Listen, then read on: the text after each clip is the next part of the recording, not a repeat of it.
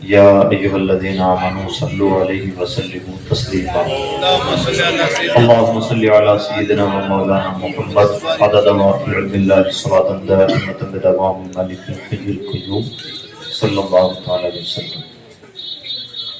محترم بزرگوں اور دوستو، خوشی کی بات ہے کہ اس پرفتن زمانے میں جناب محمد علیم صاحب نے اپنے صاحبزادے احمد رضا کی شادی خانہ آبادی کے موقع پر محفل سجائی ہے۔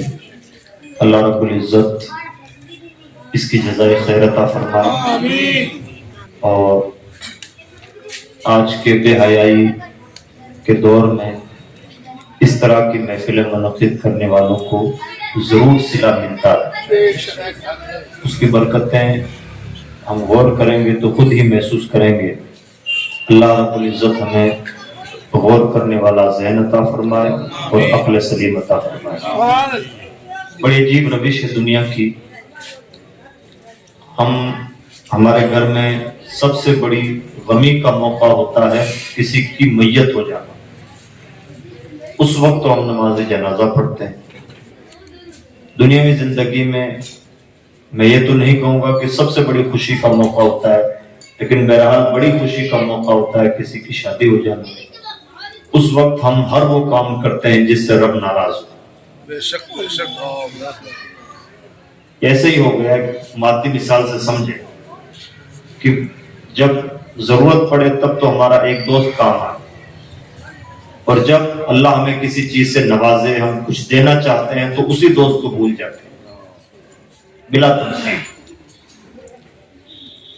کوئی مصیبت آتی ہے، پریشانی ہوتی ہے تو قرآن خوانی کرتے ہیں، کچھ وظیفہ، کچھ تعویذ، نمازوں کا سہارا لیتے ہیں، دعاؤں کی گزارشیں کرتے رہتے ہیں، نماز جنازہ پڑھتے ہیں، اور ایک خوشی کا موقع آیا، بچہ پیدا ہوا تو پتہ نہیں کیا کیا کر رہے ہیں۔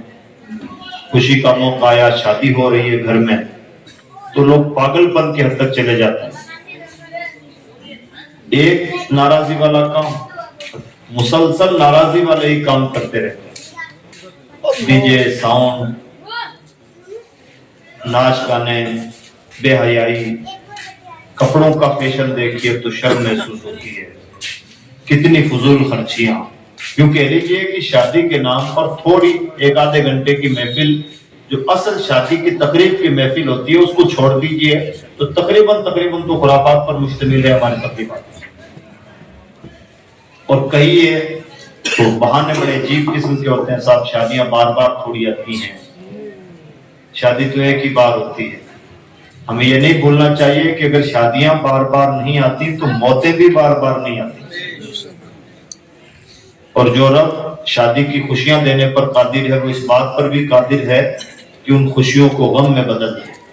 اور اس بات سے ڈرتے رہنا چاہیے کہ اگر اس نے خوشی کا موقع عطا فرمایا ہے تو اس کا شکر ادا کریں، اس کو ناراض کرنے والے کوئی کام نہ کریں۔ اور ویسے بھی شادی اللہ کی عبادت کا وقت ہے، عاجزی کا، انکساری کا وقت ہے۔ اب توجہ میری طرف رکھیں، چائے سے فارغ ہو گئے اور اب زیادہ فارمیلٹی ہو۔ یہ چونکہ کوئی بہت زیادہ لمبا چوڑا جلسہ نہیں ہے، اور میں آپ کے سامنے کچھ تقریر انداز میں نہیں بلکہ ایسے جیسے ہم باتیں کر رہے ہوں کچھ باتیں کہنا چاہوں گا، البتہ باتیں قرآن و حدیث کی انشاءاللہ۔ جیسے علیم بھائی نے اپنے صاحبزادے کی تربیت کی، 20-22 سال 25 سال، مجھے ان کا چہرہ دیکھ کر بھی خوشی ہو رہی ہے۔ اللہ رب العزت سلامت رکھے اور اس دینی مزاج کو برقرار رکھے، یہ سال تربیت کی نشانی۔ 20-25 سال تک ہر انسان اپنے بچوں کی ٹھیک سے تربیت کرنے کی اپنی صلاحیت کے مطابق کوشش کرتا ہے جو اس سے بن پاتا ہے۔ کوئی اچھی تربیت نہیں بھی کر پاتا تو تمنا تو یہی رہتی ہے کہ اچھی سے اچھی تربیت ہو۔ اب 20 سال تک ہم نے لاڈ پیار سے، 20-25 سال تک جس بچے کو پالا، اس کی زندگی میں شادی ایک ٹرن پوائنٹ ہوتا ہے۔ اللہ نہ کرے کہ ہم نے جس بچے کی یا بچی کی بڑے لاڈ پیار سے تربیت کی، اس کا جو بھی جوڑا ملا داماد کی شکل میں یا بہو کی شکل میں، ہم نہیں جانتے کہ وہ کیسا ہوا۔ ہم کیا دیکھتے ہیں؟ ہم تو رشتوں میں اتنا ہی دیکھتے ہیں، ہاں لڑکا ٹھیک گھر کا ہے، نوکری کرتا ہے، اتنا کما لیتا ہے، بتایا گیا ہے کہ یہاں تک پڑھائی کی ہے، فلاں خاندان کا ہے، یہی تو دیکھ رہے ہیں۔ اس کے خلوت قدوں میں جھانکے تو ہم نہیں دیکھ پا رہے، تو یہی وجہ ہے۔ یہ تو ہر کوئی دیکھتا ہے، لیکن اس کے باوجود سال 2 سال میں شکایت ہونے لگتی ہے، اجی بڑی چوک ہو گئی، لڑکا بڑا شرابی نکل آیا، بڑا نٹھلا نکل آیا، کہ ہم نے تو بہو کو بڑے ارمانوں سے اس کے لیے بڑے ارمان پال رکھے تھے، لیکن اس نے تو گھر میں آتے ہی پورے گھر کو جہنم کدہ بنا دیا۔ ایسا ہوتا ہے کہ نہیں؟ شادی دراصل خوشی میں پاگل ہونے کا نہیں، اللہ کی بارگاہ میں بہت زیادہ عاجزی کے ساتھ دعائیں کرنے کا وقت ہوتا ہے۔ پروردگار، ہم نے اپنے لاڈلے کو یا اپنی لاڈلی کو اپنی بساط، اپنی سمجھ، اپنی عقل، اپنے دیانتداری کے مطابق بہتر طور پر پالنے کی کوشش کی۔ اب ہم نہیں جانتے کہ اس سے جو رشتہ جڑ رہا ہے، ظاہر میں جو ہم دیکھ سکتے تھے ہم نے ٹھیک ہی دیکھنے کی کوشش کی، لیکن ہم نہیں جانتے کہ آنے والا جوڑ کیسا ہوگا۔ اس لیے تیری بارگاہ میں عرض ہے کہ آگے بھی ہماری زندگی پرسکون رہے، ایسی توفیق بھی عطا فرما اور ایسے اسباب بھی پیدا فرما۔ موقع تو ہے اس بات کا ڈرنے کا، کریا زاری کرنے کا، ورنہ ایک بہو اگر ڈھنگ کی گھر میں نہ ہو، ہم سب جانتے ہیں کہ گھر کس طرح سے پاگل خانہ بن جاتا ہے۔ آئے دن جھگڑے، آئے دن ٹینشن، پریشانیاں۔ بچے کی شادی اس ارمان کے ساتھ کی تھی کہ اب تو زندگی میں سکون لینے کا موقع ہے، اور ایک بہو ایسی نکل آئی کہ جس نے پورے گھر کو پاگل بنا دیا۔ ایسا ہوتا ہے کہ نہیں؟ اللہ نہ کرے داماد جیسا ہم چاہتے تھے ویسا نہ نکلا۔ آئے دن بچی کو پریشانی رہتی ہے، بچی اپنی جگہ پریشان ہے، لیکن کیا اس کے ماں باپ گھر میں چین کی نیند سو پاتے ہیں؟ عجیب بات ہوتی ہے، اتنا نازک کام کرنے جا رہے ہیں ہم شادی کے ذریعے سے، اور ہم چاہ کر کے بھی نہ اچھے کو برا بنا سکتے ہیں نہ برے کو اچھا۔ کوئی نہیں چاہتا کہ ان کا داماد یا ان کی بہو بری ہو، لیکن دلوں کو بدل دینا ہمارے قبضے میں نہیں ہے۔ ہم تو اتنا ہی دیکھ سکتے تھے شکل و صورت اچھی ہے، یہاں تک پڑھائی کی ہے، فلاں خاندان کے ہیں، اس سے زیادہ ہم کیا جانتے ہیں اور کیا کر سکتے ہیں؟ جس کے ہاتھوں میں دلوں کی دنیا بدل دینے والی کنجی ہے، اس کی بارگاہ میں دعا کی بھیک مانگنی چاہیے۔ پروردگار، ہم نے تو اپنے لاڈلے یا لاڈلی کی اچھی پرورش کی اپنی سمجھ کے مطابق، اب تو کرم فرمانا کہ آگے بھی ہماری زندگی پرسکون رہے۔ کرنے کا کام تو ہے یہ، اور ہوتا کیا ہے؟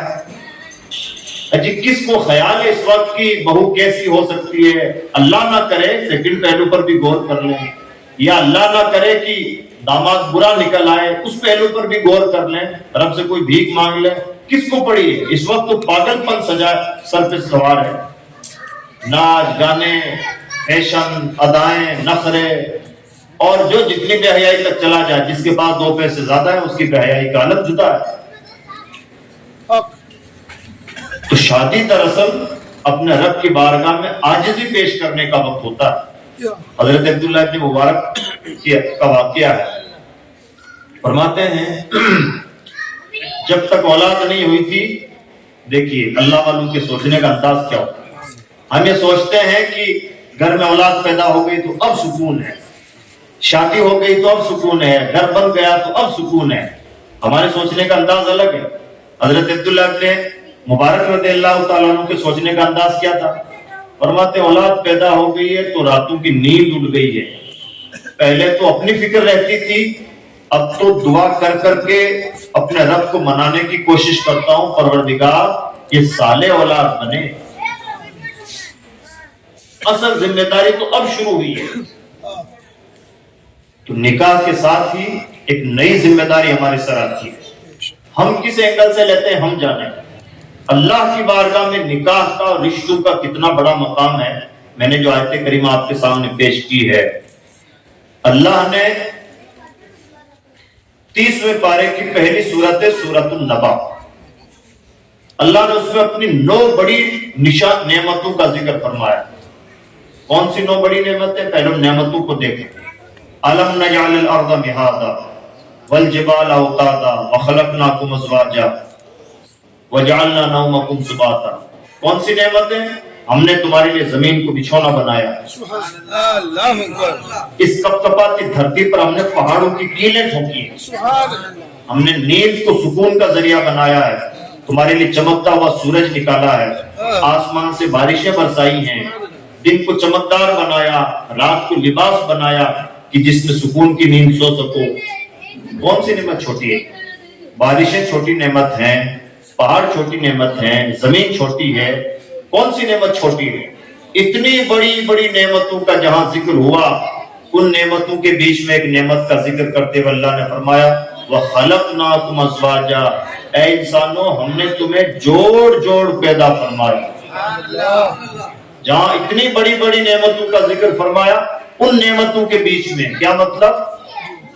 ہمیں لگتا ہے زمین اتنی بڑی ہے, آسمان اتنا بڑا ہے, جتنی بڑی زمین, جتنا بڑا آسمان, جتنے بڑے پہاڑ, جتنی بڑی نعمت بارشوں کا برسنا, نیند کا آنا, سورج کا نکلنا, دن کا منور ہونا, رات کا تاریک ہونا ہے, اتنی ہی بڑی نعمت یہ ہے کہ اللہ نے ہر مرد کو اس کے جوڑ کی کوئی عورت اور ہر عورت کو اس کے جوڑ کا کوئی مرد عطا فرمایا.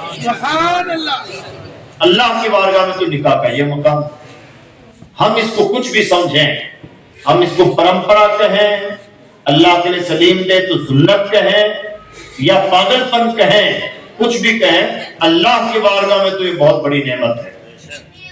نبیوں کی بارگاہ میں اس کا مقام کیا ہے؟ نبیوں کی بارگاہ میں اس کا مقام یہ ہے کہ نبیوں کی چہیتی سنت ہے. اور ہمارے نبی کی بارگاہ میں تو اتنا ہے, فرماتے ہیں نکاح سے آدھا ایمان مکمل ہو جاتا ہے, باقی آدھے کے بارے میں اب تمہیں فکر کرنی. آدھے ایمان کے برابر قرار دیا گیا نکاح. پیغمبر اسلام کی بارگاہ میں یہ مقام, اللہ کی بارگاہ میں اس کا مقام کیا ہے, نبی کی بارگاہ میں کیا مقام ہے, یہ دو باتیں کلیئر ہیں. اب اللہ رب العزت نے جو بات کہی اس بات پر ہمیں ذرا غور کرنا چاہیے. اللہ نے کیا فرمایا؟ ہم نے تمہیں جوڑ جوڑ پیدا فرمایا. جوڑ جوڑ کا مطلب, جوڑ کا مطلب ہر مرد کے مقابلے میں کوئی عورت اور ہر عورت کے مقابلے میں کوئی مرد, یہ ہوتا ہے جوڑ کا. جیسے جوتے جو ہیں وہ ایک جوڑی ہوتی ہے, یعنی دونوں جوتے ملا کر کے ایک پیس بنتا ہے. اسی طرح سے اللہ نے فرمایا ہم نے تمہیں جوڑ جوڑ پیدا فرمایا, یعنی ایک مرد اور ایک عورت, یہ ایک جوڑی. اس طرح سے اللہ نے پیدا فرمایا. اب یہاں پر ایک سوال پیدا ہوتا ہے. سوال یہ پیدا ہوتا ہے کہ کیا یہ بات سچ ہے؟ ہر مرد کے مقابلے میں کوئی عورت اور ہر عورت کے مقابلے میں کوئی مرد.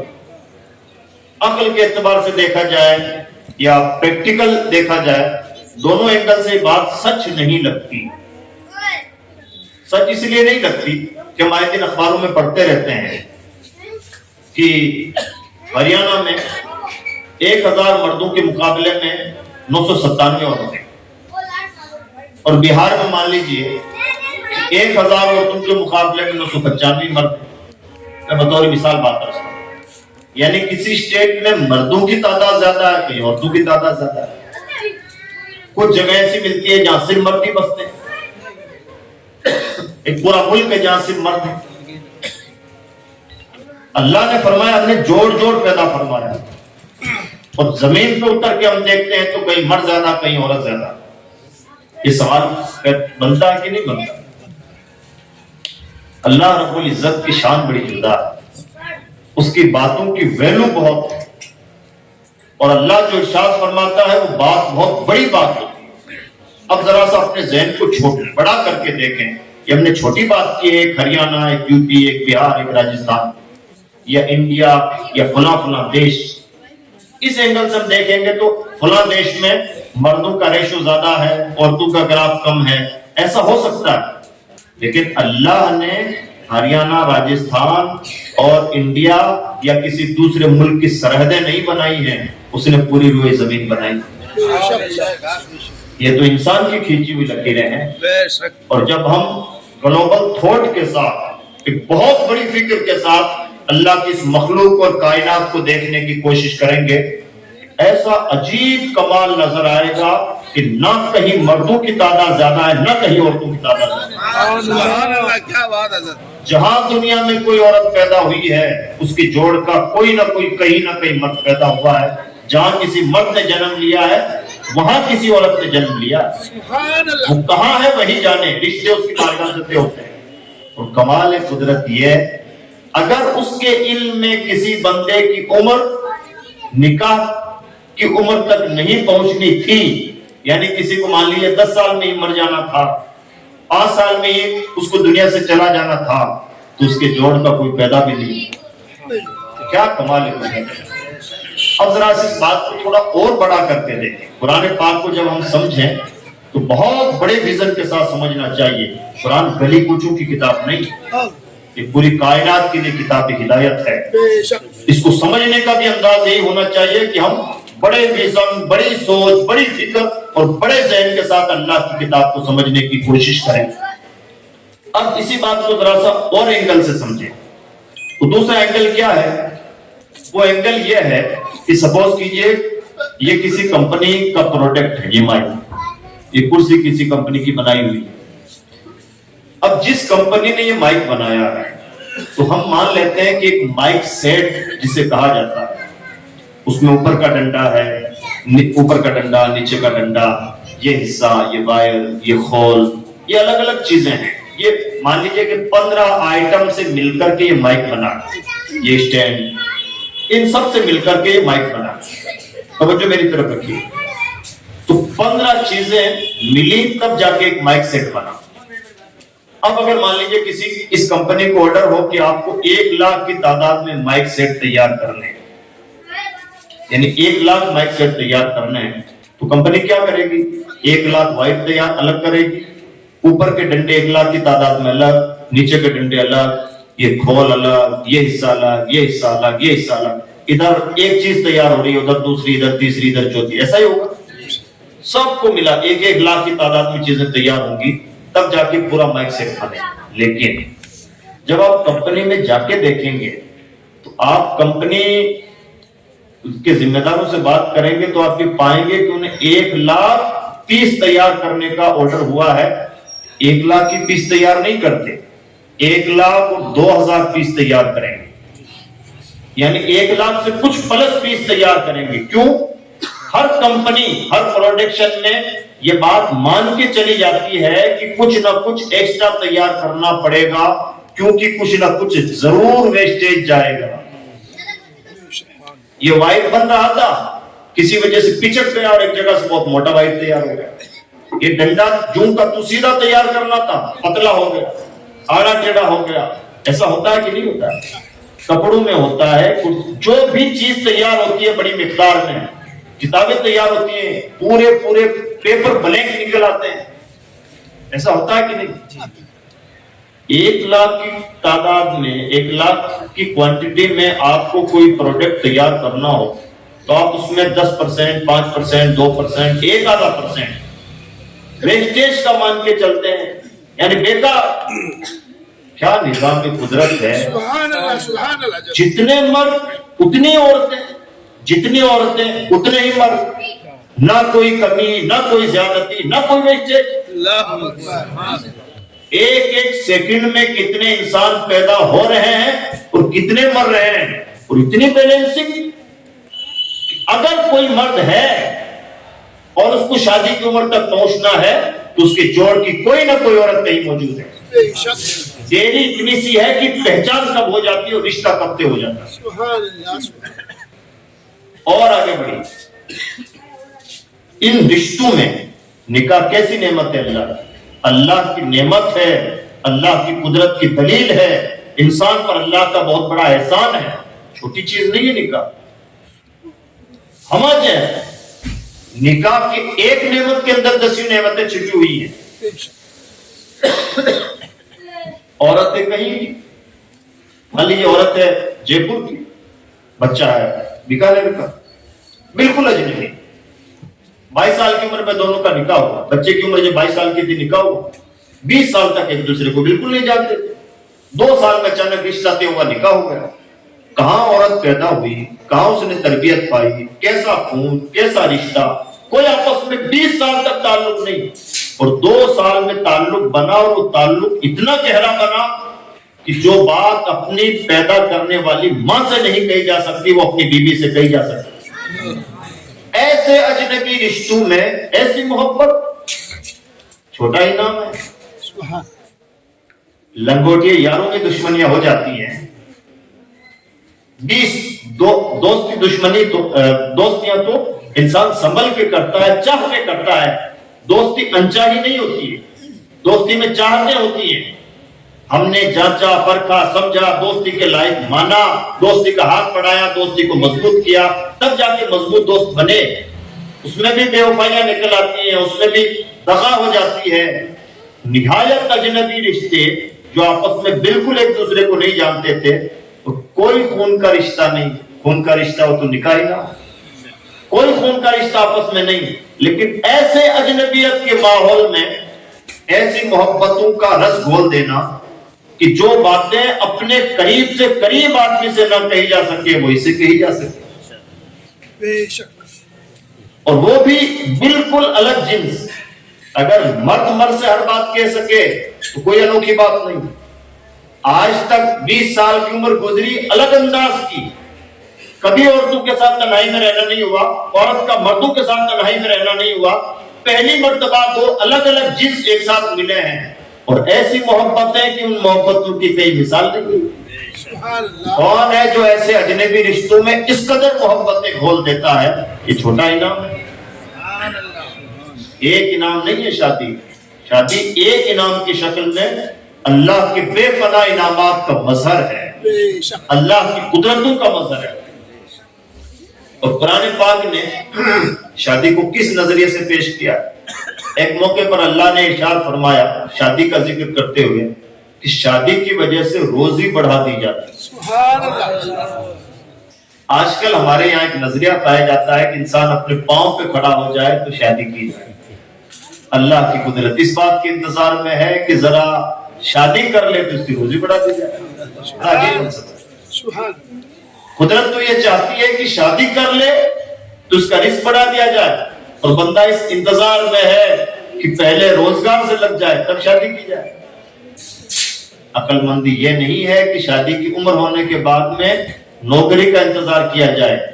عقل مندی یہ ہے کہ نبی نے جیسا فرمایا شادی کی عمر ہوئی شادی کر دی جائے، روزی دینے والی ذات تو اس کی ہے، اور جو ایک مچھلی کو ایک وقت میں 35 ٹن روزی دے سکتا ہے وہ آپ کو 2 وقت کی غذا دے گا، اور یہ محض اس کا کرم ہے۔ وَمَا مِن دَابَّةٍ فِي الْأَرْضِ إِلَّا عَلَى اللَّهِ رِزْقُهَا، چونٹیوں کو بھی جتنی غذا چاہیے دیتا ہے، اور ٹنوں میں جن کو غذا چاہیے ان کو وہ دیتا ہے، وہ ہمیں ضرور روزی دے گا، شرط یہ ہے کہ ہم اس پر بھروسہ تو کریں۔ اس نے اپنے کرم پر لے رکھا ہے روزی کا ذمہ، تو ہمیں اس سلسلے میں کوئی فکر نہیں کرنی چاہیے، حضور کی اس حدیث پر عمل کرنا چاہیے کہ جیسے ہی شادی کی عمر ہو جائے شادی کر دی جائے۔ ایک اور موقع قرآن پاک نے شادی کے بارے میں بہت گہرا لفظ استعمال کیا، ہن لباس لکم وانتم لباس لہن، عورتیں مردوں کا لباس ہیں، مرد عورتوں کا لباس ہے۔ عقل مند آدمی وہ ہوتا ہے جو اپنی بات بھی کہہ دے، چھپائے کچھ نہیں، بات پوری کی پوری ہو، لیکن نہ ادب کا دامن چھوٹے نہ کسی کو برا لگے۔ وسیم بریلوی کا شعر ہے، کون سی بات کب کیسے کہی جاتی ہے، جب یہ سلیقہ ہو تو ہر بات سنی جاتی ہے۔ میں اپنی بات آپ سے نہ کہہ سکوں، کہنے کا ڈھنگ نہ ہے، یعنی ایسے کہوں کہ آپ ناراض ہو جائیں، تو اس کا مطلب میں زبان کا ماہر انسان نہیں، اور اگر اپنی بات ہی نہ کہہ سکوں، اندر اندر پڑتا رہوں، تو اس کا مطلب بھی بے وقوف آدمی۔ عقل مند آدمی وہ ہوتا ہے جو بات کہہ بھی دے اور اس کا سائیڈ ایفیکٹ بھی نہ ہونے پائے۔ یہ میں نے آپ کو اپنے انداز میں مادی طور پر سمجھایا۔ اللہ کے کلام کی عجیب خوبی ہے، بات وہ کہہ دی ہے جو کہنے کی ہے، پردہ ایسا رکھا ہے کہ نہ پوچھیں۔ ہن لباس لکم وانتم لباس لہن، عورتیں تمہارے لیے لباس ہیں، تم عورتوں کے لیے لباس ہو۔ کیا مطلب ہے؟ बहुत कुछ मतलब। औरतें और मर्द आपस में एक दूसरे के लिए तस्कीन का जरिया ही नहीं है, एक दूसरे के लिए राजदार हैं, एक दूसरे के लिए मददगार हैं, एक दूसरे के लिए एक पोष हैं, एक दूसरे की जरूरतें हैं, और एक दूसरे के लिए ऐसे ही हमेशा बंधे हुए हैं कि जैसे कपड़ा पूरी जिंदगी, जब से इंसान होश के नाखून लेता है तब से लेकर कफन तक कभी साथ नहीं छोड़ता। अक्लमंदी है कि ये रिश्ता भी कभी साथ ना छोड़े। कपड़े का काम होता है सर्दी गर्मी से बचाना, धूप छांव से बचाना, और अंदर से जिस्म कितना दागदार है सब छुपा लेना। मान लीजिए मेरे सीने में 10 दाग, अगर वो दाग खुले हुए तो आप अरे मौलाना की शक्ल ऐसी थी क्या, आपने बताया था, लेकिन इस लिबास ने भरप रख लिया है, उम्र भर पता नहीं चलता है।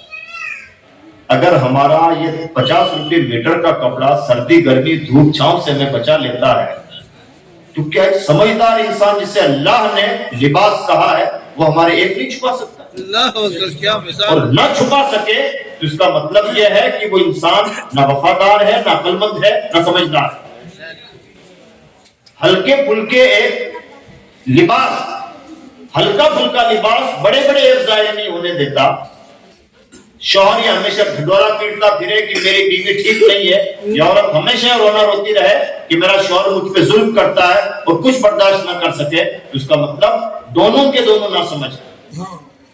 समझदारी यह है कि एक दूसरे के लिबास हो, एक दूसरे की जरूरतों के कफील हो, एक दूसरे के एक पोष हो, कोई किसी के राज ना उगले और हमेशा साथ निभाएं।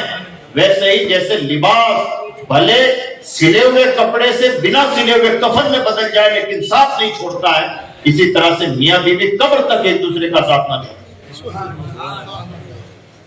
एक और मौके पर मैं भी सिर्फ कुरान पाक से चल रहा हूं, कुछ बातें फिर आगे से करीमा की करेंगे।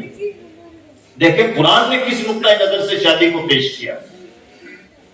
कुरान पाक में शादी को एक और खास अंदाज से पेश किया गया। वो क्या? अर्रिजालु कव्वामून अलन निसा। अल्लाह ने फरमाया, अल्लाह ने मर्दों को औरतों के मुकाबले में सरपरस्तों की सी हैसियत की है। ये मैंने बाप मुहावरा तर्जमा और मफहूम पेश किया। मर्दों को औरतों के मुकाबले में सरपरस्तों की सी हैसियत की। इस्लाम का मिजाज क्या है? इस्लाम का मिजाज ये है कि जहां कहीं भी चंद लोग जमा हो, इस्लाम किसी एक को लीडर बनाने का ख्वाह होता है। किसी एक को अपना सरपरस्त और इमाम बना लिया जाए और सब लोग उसकी पैरवी करें। आलम यह है, हदीस पाक में फरमाया गया, अगर तुम कहीं सफर भी करो तो किसी को अपना इमाम बना। सफर में भी मान लीजिए 3 आदमी यहां से, आपको मान लीजिए कि मुंबई जाना है, तो सफर में भी एक आदमी को अपना इमाम बना दो। जो भी खरीदना, सामान, खाना, कुछ भी परचेज करना हो, कुछ भी लेन देन करना हो, कोई भी फैसला करना हो, ये एक आदमी हमारी तरफ से जिम्मेदार है। ये जो करेंगे हमें मंजूर।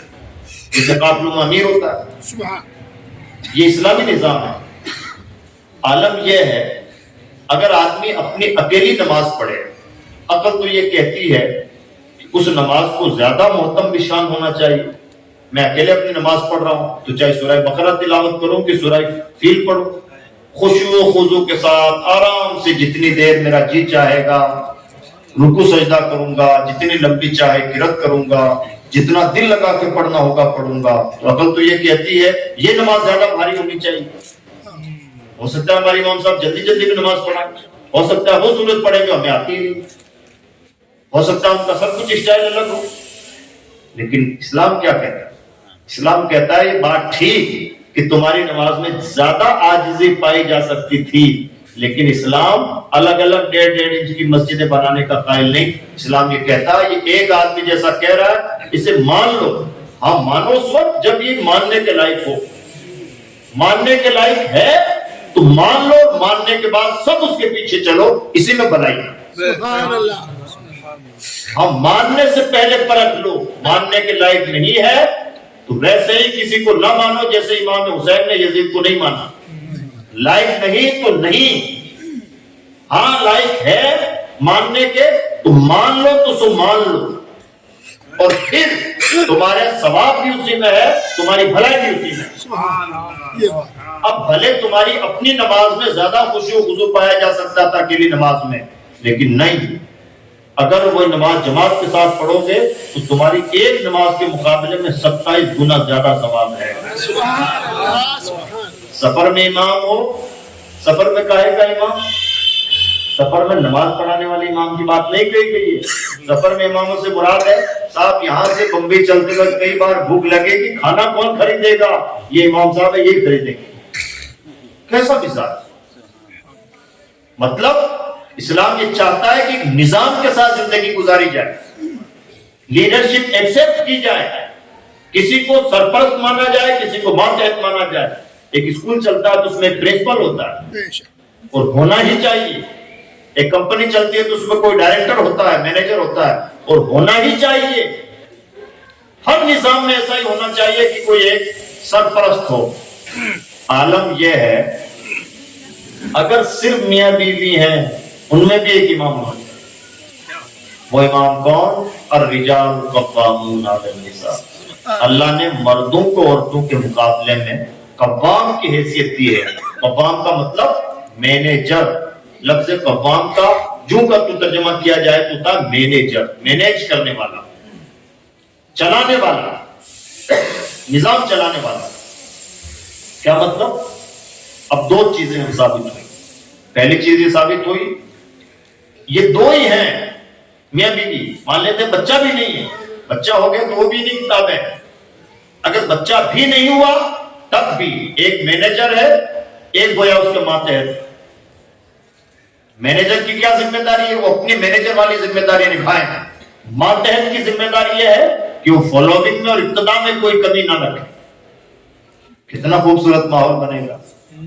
پرنسپل صاحب نے جو کہہ دیا ہمارے لیے یس, ہم ان سے آگے نہیں جائیں گے. یہ ہمارے باس ہیں, انہوں نے جو کہا ہے وہی فائنل ہے. جہاں ایسا مزاج ہوتا ہے کبھی جھگڑوں کی نوبت نہیں آتی. جہاں مزاج یہ ہو تو ہوں گے, آپ مینیجر ہیں تو ہیں, باس ہوں گے تو ہوں گے. ہمیں تو یہ چیز سمجھ میں نہیں آتی, میں تو یہ نہیں مانتا, میرا تو دل یہ کہتا ہے کہ وہ کمپنی چل پائے گی. اگر 1,50,000 کی کمپنی نہ چل پائے تو آپ انمول زندگی یوں ہی بے نظمی کے ساتھ گزارنا چاہتے ہیں. اگر اس زندگی کو, انمول زندگی کو مینیج رکھ کے چلنا ہے تو ایک کو ذمہ دار ماننا ہوگا. وہ ذمہ دار کون؟ وہ ہے شوہر. ہاں, شوہر کو اپنی ذمہ داریوں کا احساس ہونا چاہیے, بیوی کو اپنی رسپانسبلٹی پتا ہونی چاہیے اور اپنا کرائیٹیریا پتا ہونا چاہیے. پیغمبر اسلام کا نظام دیکھیں, حضور کا نظام اتنا خوبصورت ہے, سب کچھ بانٹ کے, کوئی اندھیرے میں تیر نہیں.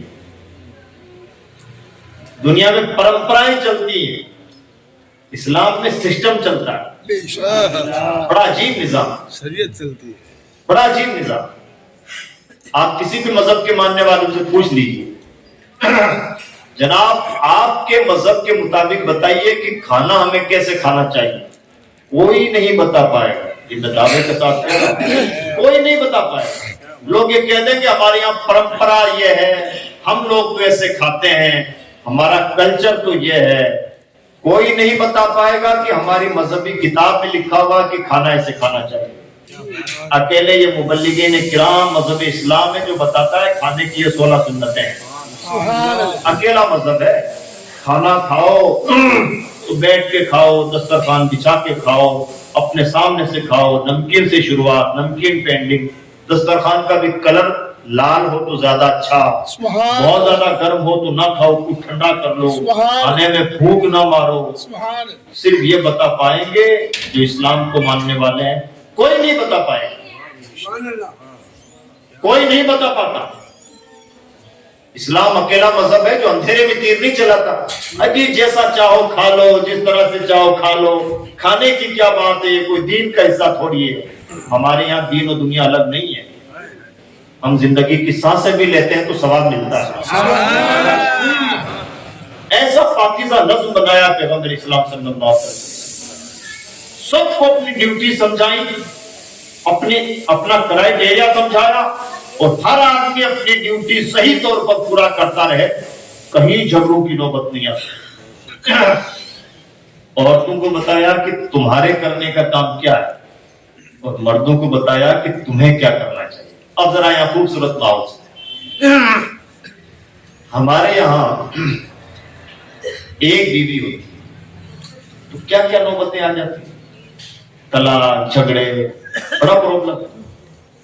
اور ہم تو بدنام ہیں بہو وواہ کے لیے، جبکہ سچائی یہ ہے کہ بہو وواہ میں بھارت کی کمیونٹیز میں ہم تیسرے نمبر پر، سب سے زیادہ بہو وواہ جین کرتے ہیں، سیکنڈ SC/ST کرتے ہیں، تھرڈ نمبر پر مسلم کرتے ہیں۔ یہ گورنمنٹ آف انڈیا کا آنکڑا ہے، لیکن 125 سازش کے تحت ہمیں بدنام کیا گیا ہے کہ بہو وواہ کرتے ہیں۔ اکے دکے لوگ کرتے ہوں، ایک سے زیادہ شادیاں، 3 شادیاں تو آپ نے گنی چنی کہیں دیکھی ہوں گی، 4 شادیوں کو تو مجھے نہیں لگتا کسی نے دیکھی، لیکن بدنام ایک سازش ہے، ایک ماحول ہے جو خلاف بنایا گیا ہے، اور اس میں پھر طلاق دینے کے نام پر بہت زیادہ بدنام کیا گیا۔ ہاں، اس میں کچھ بدتمیزیاں ہماری ہیں، اور بدتمیزیاں ہماری جہالتوں کی بدتمیزیاں۔ نوجوانوں کو چونکہ نکاح کو بڑے دھوم دھڑلے سے کرتے ہیں، نہ نکاح کے مسائل جانتے ہیں، نہ طلاق کے مسائل جانتے ہیں، نکاح پر لاکھوں خرچ کریں گے، نکاح کیا ہوتا ہے اس کو سمجھنے کے لیے 50 روپے کی کتاب نہیں خرید پائیں۔ تو کیا ہوتا ہے، روٹی ذرا ٹیڑھی سیکھ گئی، چوکور نہیں بن پائی، کھانے میں مرچ بہت زیادہ ڈال دیا، اس بنیاد پر بھی طلاقیں ہو جاتی ہیں۔ یہ نہایت بدتمیز قسم کی چیزیں ہیں جن کا خاتمہ ہونا چاہیے، اور بھارت کے مسلمانوں کو اللہ کے رسول کی بارگاہ میں جواب دینا ہوگا کہ تمہارے ظلم کی وجہ سے قانون بنایا گیا جو اینٹی اسلام تھا۔ کیوں؟ بہانہ تو ہم نے دیا نا، ہم مانتے ہیں کہ اس میں بہت زیادہ تعصب ہے، لیکن بہانہ تو ہم نے دیا۔ اسلام نے ایک ساتھ 3 طلاق دینے کو حرام قرار دیا۔ ہاں، کانسیپٹ یہ ہے کہ دے دی تو ہو گئی۔ جو تازہ قانون ہے وہ یہ کہتا ہے کہ 3 طلاق نہیں دے سکتے، اور دے دی تو ہوئی بھی نہیں۔ اسلام کیا کہتا ہے؟ نہیں دے سکتے لیکن دے دی تو ہو گئی، بس اتنا سا فرق ہے۔ علاج کیا ہے؟ قانون یہ کہتا ہے کہ جیل میں سڑنا پڑے گا، اور ہم بھی دعا کرتے ہیں کہ جو بدتمیز لوگ اپنی بیویوں کو ایک ساتھ 3 طلاق دیتے ہیں، اللہ کرے کہ وہ جیل کے پیچھے سڑے، تاکہ 3 سال سڑ کے ان کے دماغ میں ایک مسئلہ بیٹھے کہ 3 طلاق ایک ساتھ دینا حرام ہے۔ جب ہمیں شریعت کا اتنا سا مسئلہ سمجھنے میں پوری زندگی گزر جاتی ہے، نہیں سمجھ میں آتا، تو اللہ کرے کہ وہ جیل میں سڑے تاکہ ان کے دماغ کی کیڑے نکلیں۔ اور یہی علاج ہے ان بدتمیز لوگوں کا جنہوں نے اللہ کے رسول کی شریعت کو جانا سمجھا نہیں۔ حضرت عبداللہ ابن عمر، حضرت فاروق اعظم کے صاحبزادے، اپنی بیوی کو ایک ساتھ 3 طلاقیں دے دی۔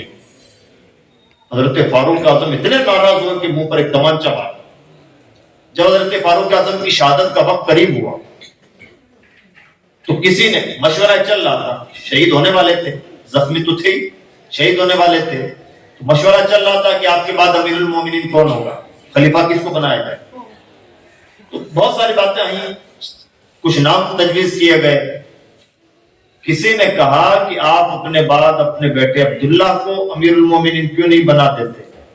سخت ناراض ہوئے اور کہنے لگے خدا سے ڈرو، تم مجھے ایسا مشورہ دیتے ہو، جس آدمی کو اپنی بیوی کو طلاق دینے کا ڈھنگ نہیں، تم کہتے ہو کہ مسلمانوں کا امیر بنا دے۔ یہ رہا اسلام کا مزاج۔ 3 طلاق کی بنیاد پر قانون بنا، بدنام ہوئے۔ کیوں؟ نہ طلاق دینے کا ڈھنگ، نہ رکھنے کا ڈھنگ۔ اسلام کا مزاج کیا ہے؟ الطلاق مرتان فامساک بالمعروف او تسریح باحسان۔ طلاقیں، جس کو طلاق صریح بولتے ہیں، جس میں رجعت کی گنجائش ہوتی ہے، وہ 2 ہی ہیں۔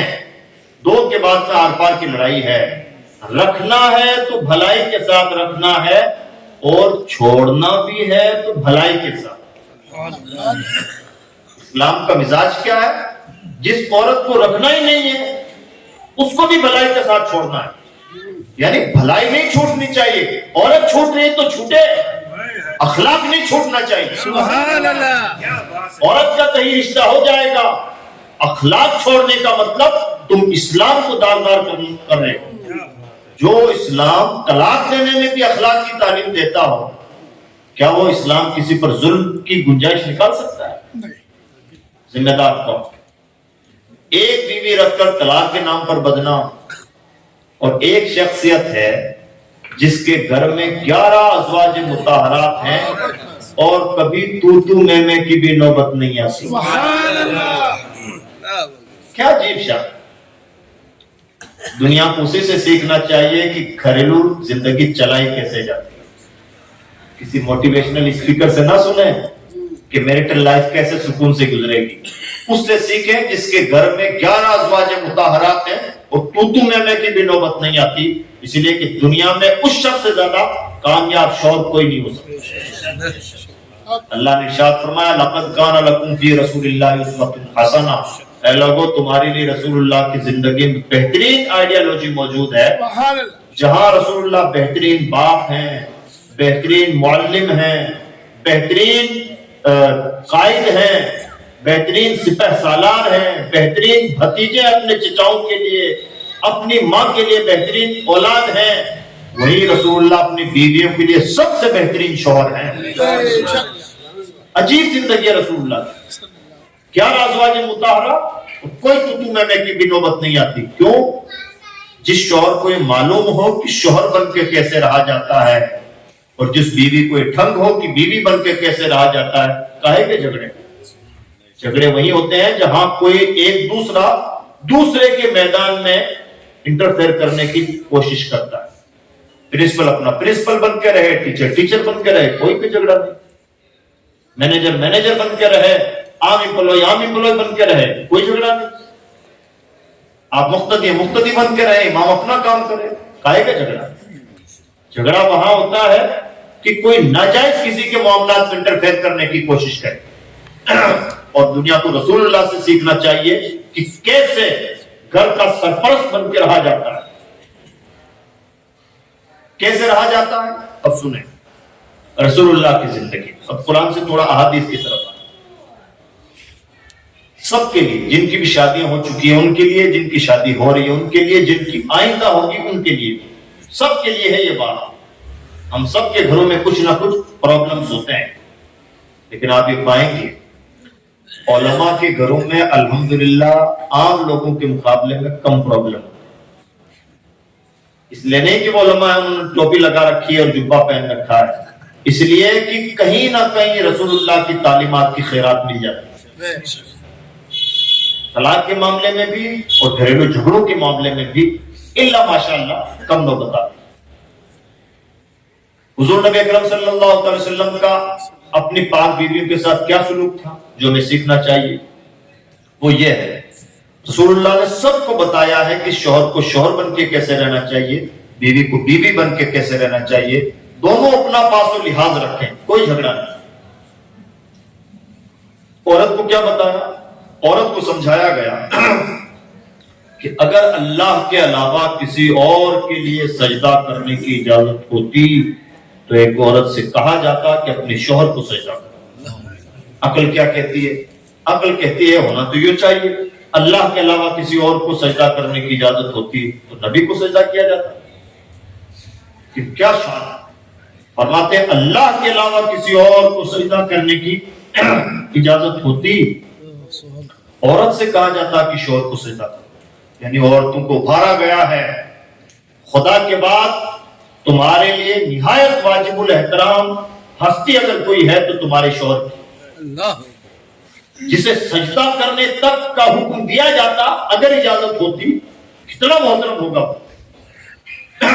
اس کی جتنی خدمت کرو, اس کا جتنا خیال رکھو, اس کا جتنا احترام کرو کم ہے. یہ کس کو کہا گیا؟ عورتوں کو. مردوں سے کیا کہا گیا؟ بیلنس دیکھیں. مردوں سے فرمایا گیا اگر تمہاری عورت کی کچھ باتیں تمہیں ناپسند بھی ہوں برداشت کرو اور اگنور کرو. اس لیے کہ اگر 100% اسے سیدھا کرنا چاہو گے تو ٹوٹ جائے گی. بائیں پسلی سے پیدا ہوئی, پسلی ٹیڑھی ہوتی ہے, اس کا نیچر ہے, اسے بالکل سیدھا کرنا چاہو گے تو ٹوٹ جائے گی. یہ بات بڑی بات اس لیے ہے کہ حضور نے کہی. کیوں بڑی ہے؟ اس لیے کہ جو پیغمبر خود کہیں سمجھوتا نہیں کرتے, وہ اگر سمجھوتے کی بات کہہ دیں اس کا مطلب بات بہت بڑی ہے. مان لیجیے ایک آدمی فوجی ہے, ایک دم ٹائم کا پنکچوئل ہے. مان لیجیے فوجی صاحب نے آپ کو ملنے کا ٹائم دے دیا 10:15 پہ ہم اس جگہ ملیں گے, ملاقات کریں گے. تو آپ سب جانتے ہیں جی فوجی صاحب زمانے میں مشہور ہے کہ اپنے ٹائم کے پابند ہیں. انہوں نے 10:15 کہا ہے تو اس کا مطلب 10:15 ہی منٹ ہے, کوئی ادھر ادھر نہیں. ایسا ہوتا اس لیے کہ اپنے ٹائم کے پابند ہیں. لیکن فوجی صاحب جی چلتا ہے 10:15 کا ہے تو 11 بجے تک بھی چلتا ہے. فوجی صاحب بھی کبھی ایسی بات کہہ دیں تو آپ کو بھی حیرت ہوگی, یار آپ تو بڑے ٹائم کے پابند تھے, آپ ایسی بات کہہ رہے ہیں. جس نبی نے ہمیں سکھایا ہو کہ اگر کسی بندے نے دن بھر روزہ رکھا, آپ مجھے مسئلہ بتائیں, میں نے دن بھر روزہ رکھا, ابھی سورج ڈوبنے میں مان لیجئے کہ 30 سیکنڈ باقی تھے, میں نے کھجور کھا لی, میرا روزہ ہوا یا نہیں؟ میں کہوں جناب پورے دن تو روزہ رہا, صرف آدھی منٹ کی تو بات ہے, تو کیا میرا ایکسکیوز مانا جائے؟ میں فجر کی نماز ادا کر رہا تھا کہ سورج نکل آیا, بس اب سلام پھیرنا باقی تھا, نماز ہوئی کہ نہیں؟ میں کہوں جی بات سب تو پڑھ لیا تھا, میں نے صرف سلام ہی تو پھیرنا باقی رہ گیا, کیا میری بات مانی جائے گی؟ جس مذہب میں سیکنڈوں کا بھی سمجھوتا نہیں, اور جو پیغمبر خود کہیں سمجھوتا نہیں کرتے, بلکہ فرماتے ہیں اگر محمد کی بیٹی فاطمہ کی چوری کرے تو ہاتھ کاٹا جائے. جس نبی کی یہاں اصول ایسے ہو, وہ نبی اگر کہیں کہے سمجھوتا کر لو تو بات بہت بڑی ہے. ہم جیسے پاگل لوگ جن کی زندگیاں سمجھوتوں پہ گزرتی ہیں, چلتا ہے ہوتا رہتا ہے اتنا تو ہوتا ہے, جن کی زندگیاں ایسی ہیں ان کی باتوں کی کوئی ویلو نہیں. لیکن جو پیغمبر سیکنڈوں کا سمجھوتا نہ کرے اور کوئی سمجھوتا برداشت نہ کرے, اور اپنے شاگردوں کو بھی یہی تعلیم دی ہو. حضرت سیدنا ابو بکر صدیق رضی اللہ تعالیٰ عنہ نے فرمایا اگر حضور کے زمانے میں کوئی اونٹ زکات میں دیتا تھا اور اونٹ کے پاؤں میں بندھی ہوئی رسی بھی زکات میں دیتا تھا, اور مجھے وہ رسی دینے سے بھی انکار کرے گا, اونٹ پورا دے رہا ہے لیکن اتنا سا رسی کا ٹکڑا نہیں دے رہا ہے, تو ابو بکر اس کے خلاف بھی لڑائی لڑے گا. یعنی بتانا یہ ہے کہ جو پیسے کا سمجھوتا نہ کرے, جو سیکنڈوں کا سمجھوتا نہ کرے, جو کسی موڑ پہ آ کے سمجھوتا نہ کرے, وہ پیغمبر اگر کہیں آپ کے سمجھوتے کی بات کر رہے ہیں تو بات بہت بڑی ہے. اور وہ اسٹیج کون سا ہے؟ وہ اسٹیج ہے میاں بیوی. کہیں سمجھوتا کرو یا نہ کرو, عورت کے معاملے میں آ کے سمجھوتا کرو. ہم سے کیا چوک ہوتی ہے, اجے مجھے تو یہ پسند ہی نہیں, میں تو کر ہی نہیں سکتا, مجھے تو یہ بات بالکل, میرا تو ایسا اصول ہے, میرا تو قانون ہے, میں تو ایسے ہی چلتا ہوں, میں تو یہ دیکھ ہی نہیں سکتا, کر ہی نہیں سکتا. تو میاں اگر آپ اپنے گھر میں بھی فوجی بن کے رہنا چاہتے ہیں تو فوجی بن کے تو رہ جائیں گے, شوہر بن کے نہیں رہ پائیں. یہ وہ اسٹیج ہے جہاں آ کے رسول اللہ نے سمجھوتے کی بات کہی. انہی گھروں میں بکھرا ہوتا ہے جو آڑے ٹیڑے لوگ ہوتے ہیں, جہاں عورت کا مزاج یہ ہو کہ خدا کے بعد میرے لیے سب سے محترم میرا شوہر, اور شوہر کا مزاج یہ ہو کہ کچھ بھی ہو جائے مجھے سمجھوتا کرنا ہے, سر جھکا لینا ہے, اگنور کر دینا ہے, آنکھیں بند کر لینی ہے. کہیں جھگڑوں کی نوبت آئے گی؟ جھگڑوں کی نوبت کہاں آتی ہے؟ تو نے ایسا کیسے کہہ دیا, ہندی کی چندی کرنا, ایک ایک بات کو اینڈ تک پہنچانا, پیچھے پڑ جانا, ایک ایک بات کو لے کے بیٹھ جانا, ادھر اگنور کرے ادھر احترام کرے, جھگڑا کہاں؟ اور ایسا کر کے دکھایا پیغمبر اسلام. بہترین مثال ہے. اور کیسے کر کے دکھایا؟ یہ دو اصول. تیسرا اصول سے, عورت کو اپنے شوہر سے کیا چاہیے؟ عورت کو اپنے شوہر سے صرف اور صرف سچی محبت چاہیے. یہ عورت کی ایک سائیکولوجی. اس سے بچے کی کیا سائیکولوجی ہوتی ہے؟ بچہ صرف لاڈ پیار چاہتا ہے, رو رہا ہو اسے چومو چاٹو لاڈ کرو خوش ہو جائے گا, خوش ہو رہا ہو اور زیادہ خوش ہو جائے گا. یہی عورت کی سیم یہی عورت کی سائیکولوجی. عورت اپنے شوہر سے سچا پیار چاہتی ہے. جن شوہروں کو اتنی تمیز ہے کہ اپنی عورتوں کو سچا پیار دے سکیں, ان کے گھروں میں جھگڑوں کی نوبت نہیں آتی. شکل چاہے جو پیار دینے کی شکل پیار و محبت کی کے روپ میں ہو, پیار دینے کی شکل تعریف و توصیف کی شکل میں ہو, کوئی انعام دے دیں, کوئی گفٹ لے آئیں, کچھ بھی کر دیں, اسے باور ہونا چاہیے کہ میرا شوہر مجھ سے محبت کرتا ہے, جھگڑے ختم. مثال سنیں, گھر میں مہمان آئے, مہمان تو ہیں ہمارے, عزت ہماری بڑھے گی, تعلقات ہمارے بڑھیں گے, اور وہ بیچاری نوکرانی کی طرح گھر میں سب کچھ سجانا, سنوارنا, دھونا, کھانا بنانا, صفائی ستھرائی سب کچھ کرتی ہے. 3-4 گھنٹے تک ہمارے مہمانوں کے لیے اس نے محنت کی, تھکن سے چور ہو, کچھ مت کیجیے, اتنا سا کہہ دیجیے کیا لذیذ کھانا بنا, 4 گھنٹے کی تھکان دور, بس اتنا ہی بولنا. بخیل مردوں کی زبان سے اتنا نہیں, یہ کہہ دیں کہ ارے اجی تم نے کیا کچوری بنائی ہے, ہوٹل پہ جا کے کہہ دیں کہ کیا لذیذ چائے بناتے ہو, کھانا تو وہاں کا اچھا ہے. یہ تمہارے نوکرانی ہے جو تمہارے لیے 4-4 گھنٹے محنت کر کے پسینہ بہاتی ہے, اور تم سے تعریف 2 بول نہیں نکلتے. تمہیں لگتا ہے عورت تھک گئی ہے, کچھ مت کو اتنا کہو, اگر کہیں ہاتھ پاؤں دبانا ہو تو میں دبا دیتا ہوں. دیکھیے کس طرح سے خوشی کے مارے پھولے نہیں سماتی, سچ مچ بیمار ہو تو ٹھیک ہو جاتا ہے. اسے یہ احساس ہونا چاہیے کہ میرا شوہر مجھ سے پیار کرتا ہے. نبی کا انداز دیکھیں, انداز کیا ہے؟ حضور کے گھر میں اللہ نے حصہ تھا, حضور کے گھر میں اچھا کھانا بھی بن جاتا. تو حضرت خدیجہ الکبریٰ کا کب کا انتقال ہو چکا, 25 سال کی عمر جب حضور کی تھی نکاح ہوا, 50 سال کی عمر حضور کی ہوئی حضرت خدیجہ کا انتقال ہو گیا. پورے 25 سال تک ساتھ رہے. اس دوران حضور نے کوئی دوسرا نکاح نہیں کیا. باقی 13 سال میں 10 نکاح, باقی نکاح سب بعد میں. 25 سال کا پورا ٹائم صرف خدیجہ الکبریٰ کے ساتھ. اسلام پر احسان کرنے والی ہستی ہے حضرت خدیجہ الکبریٰ.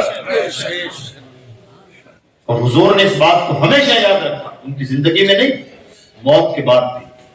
اتنا یاد فرماتے خدیجہ الکبریٰ کو کہ حضرت عائشہ صدیقہ جو رسول اللہ کی نہایت چہیتی بیوی ہیں, چہیتی کیوں ہے اس کا بھی ریزن سن لیں. چہیتی اس لیے ہیں کہ سب سے زیادہ علم والی تھیں. اگر اسلام کے 3 حصے کر لیے جائیں, یعنی مان لیجیے 100% اسلام ہے, تو اس میں سے 33% اسلام وہ ہے جو ہم تک تن حضرت عائشہ صدیقہ کی وجہ سے پہنچا. ایسے ہی والی تھی عائشہ صدیقہ, اس لیے حضور انہیں چاہتے تھے, بہت چاہتے تھے. حضرت عائشہ صدیقہ کہتی ہیں حضور خدیجہ الکبریٰ کا اتنا ذکر کرتے تھے اور ایسا ذکر کرتے تھے کہ مجھے رشک آتا, یعنی میں چاہتی کاش خدیجہ کی جگہ میں ہوتی. جو محبوبہ ہیں وہ یہ کہہ رہی ہے کہ کاش خدیجہ کی جگہ میں ہوتی, مجھے اتنا رشک آتا ہے. اور محبت کا عالم, گھر میں کوئی اچھا کھانا بن جاتا, کب کا خدیجہ کا انتقال ہوا, اچھا کھانا بن جاتا تو کہتے اس میں سے کچھ فلاں عورت کو پہنچا دینا, وہ خدیجہ کی سہیلی. جو نبی اپنی فوت شدہ بیوی کی سہیلیوں کا خیال رکھے, اس کے گھر میں جھگڑوں کی نوبت کیوں آئے گی؟ انداز محبت دیکھیں, یہ محبت کے طریقے ہیں, کیسے بیویوں سے نباہ کر کے چلا جاتا ہے. حضور نبی اکرم صلی اللہ علیہ وسلم, نام کیا حضرت عائشہ صدیقہ, ہم سب جانتے ہیں, دنیا کے لیے نام ہے عائشہ صدیقہ. حضرت عائشہ صدیقہ آخری عمر میں ذرا موٹی ہو گئی اور ہٹی کٹی تھی, ہو گئی تھی, تو چہرہ سرخ ہو گیا. تو حضور نے محبت میں نام رکھ دیا حمیرہ. حمیرہ کا مطلب ہوتا ہے لال رنگ والی, سرخ رخسار.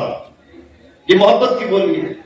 دنیا کی نظر میں ہوتے عائشہ, اکیلے میں ہوتے حمیرہ. کیا ہے؟ اپنی عورت کا ایک اسپیشل نام صرف اپنے لیے رکھ لینا. حضور کی سنت ہے. اور اس معاملے میں عورت اتنی کشادہ دل ہے, آپ اپنی عورت کا کچھ بھی نام رکھ لیجیے, آپ اسے اکیلے میں پگلی کہیے, خوش ہو جائے, کالی کہہ دیجیے, پگلی کہہ دیجیے, کچھ بھی کہہ دیجیے, اسے صرف یہ باور ہونا چاہیے کہ میرا شوہر مجھے پیار سے کہہ رہا ہے. نعرہ تکبیر، اللہ اکبر، نعرہ تحیید. اس طرح سے حضور نبی اکرم صلی اللہ علیہ وسلم اپنی عورتوں کے ساتھ نبھا کرتے. اور دیکھیں, اور انداز محبت دیکھیے, رسول اللہ کا انداز دیکھیے. حضور نبی اکرم صلی اللہ علیہ وسلم سفر میں تھے, حضرت عائشہ صدیقہ ساتھ میں تھی. یہ اسٹارٹنگ کی بات ہے جب نکاح ہوا ہے. اس وقت تک حضرت عائشہ صدیقہ کا وزن ہلکا تھا, پھر بعد میں وزن بڑھ گیا تھا. آخر حضور نبی اکرم صلی اللہ علیہ وسلم نے حضرت عائشہ صدیقہ رضی اللہ تعالیٰ عنہ سے کہا, عائشہ چلو دوڑ لگاتے ہیں. یہ کام کون کر رہا ہے؟ امام الانبیاء. ہماری مسجد کے امام صاحب اگر اپنی بیوی کے ساتھ صبح فجر بعد ٹہلنے نکلیں تو ہم کہیں گے پتہ نہیں آج کل امام صاحب کیسے رنگین ہو گئے, کہ آج کل امام صاحب کو کیا ہو گئے. ہمیں اندازہ ہی نہیں ہے کہ محبت کرنے کے کیا کیا طریقے ہوتے ہیں اور نبی کے سوچنے کا انداز کیا ہے. پردہ داری پوری, صحابہ کی جماعت کو الگ کر دیتے, تم آگے چلو, ہم میاں بیوی پیچھے ہیں, اور کہتے چلو اب دوڑ لگاتے ہیں. حضرت عائشہ صدیقہ کے ساتھ دوڑ لگائی. حضرت عائشہ صدیقہ ہلکی پھلکی تھی, ظاہر سی بات ہے حضور کا بڑھاپا بھی ہے, عمر بھی زیادہ ہے, وزن بھی ان کے مقابلے میں زیادہ تھا. تو عائشہ صدیقہ ہلکی پھلکی تھی, دوڑ آگے نکل گئی. مبارک ہو تم جیت گئی. کیا گیا؟ کچھ نہیں گیا, بات آئی گئی ہو گئی. ایک لمبی مدت گزری, پھر ٹھیک اسی طرح کا واقعہ پیش آیا. حضور حضرت عائشہ صدیقہ سفر میں تھے, تب تک حضرت عائشہ صدیقہ کا وزن بڑھ گیا. وہی بات حضور نے فرمائی, عائشہ چلو دوڑ لگاتے ہیں. دوڑ لگائی گئی, حضرت عائشہ صدیقہ کا وزن بڑھ گیا تھا تو حضور آگے بڑھ گئے, دوڑ میں آگے نکل گئے. کہتے عائشہ یاد ہے کچھ سال پہلے فلاں سال ہم نے دوڑ لگائی تھی, تم جیت گئی تھی, آج میں جیت گیا. کیا انداز بتائیے, 2 روپے بھی خرچ ہوئے, کچھ نہیں. عورت کی سائیکولوجی یہ ہے کہ میرا شوہر مجھے چاہتا ہے. جن شوہروں کو عورت کی سائیکولوجی سمجھ میں آئی ہوئی ہوتی ہے, کوئی جھگڑوں کی نوبت نہیں آتی. تمام پاک بیویوں کے لیے برابر کے مقام, سب کو برابر کا خرچہ, برابر کے کپڑے, پورا خیال, اور تربیت میں کوئی کوتاہی نہیں. حضرت سیدہ حفصہ رضی اللہ تعالیٰ عنہ ام المومنین ہماری ماں, حضرت حفصہ رضی اللہ تعالیٰ عنہ نے حضرت عائشہ صدیقہ رضی اللہ تعالیٰ عنہ نے حضرت حفصہ کے لیے کچھ کہہ دیا. حضور فرماتے ہیں تمہاری بات ایسی ہے کہ اگر سمندر میں ڈال دی جائے تو سمندر کے پانی پر بھاری ثابت. یعنی تنبیہ فرمائے کہ آئندہ میرے سامنے میری اپنی کسی بیوی کے بارے میں کچھ نہ بولا جائے. یعنی لاڈ پیار بھرپور, لیکن تربیت بھی بھرپور.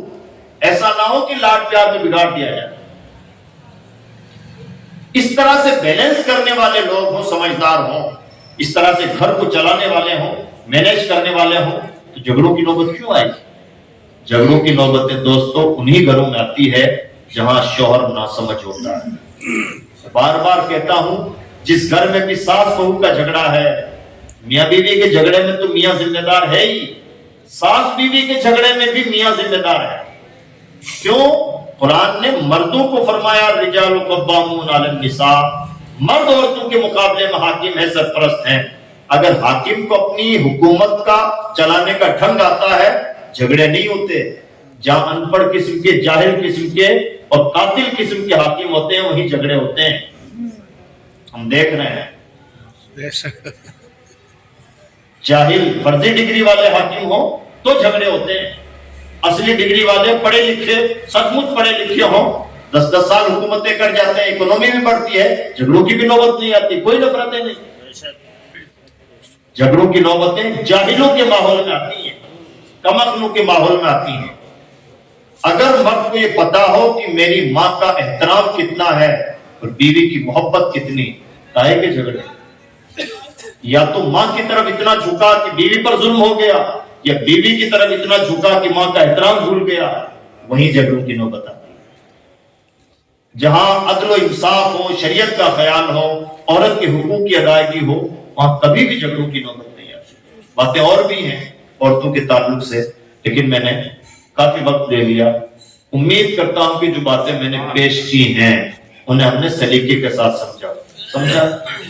اللہ رب العزت کی بارگاہ میں دعا ہے کہ پروردگار ہونے والی شادی کو شادی خانہ آبادی کا ذریعہ بنائے اور ہم سب کو بھی اپنے گھروں کو سنت رسول کے مطابق شریعت اسلامیہ کے مطابق ڈھالنے کی توفیق بخشے. لا الہ الا اللہ محمد رسول اللہ.